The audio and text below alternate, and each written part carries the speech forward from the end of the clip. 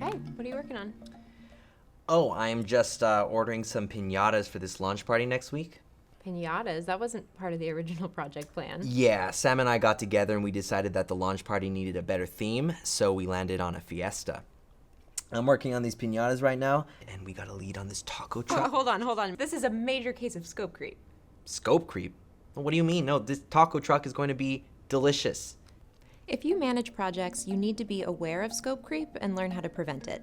Scope creep is when a project's requirements increase without proper change management steps involved. Scope creep usually happens when project stakeholders change their requirements or when there are internal miscommunications or disagreements. Project requirements will inevitably change over time, but it's important that you know how to manage scope creep so no one gets blindsided by a taco truck.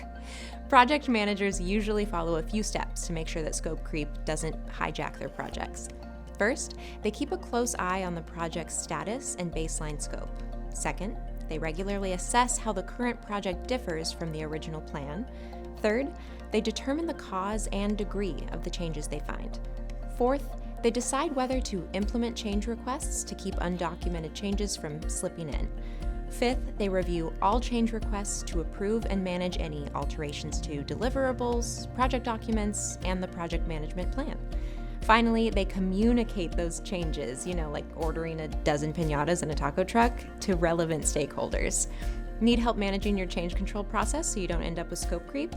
Wrike's project management software offers change request templates and automatic updates for stakeholders.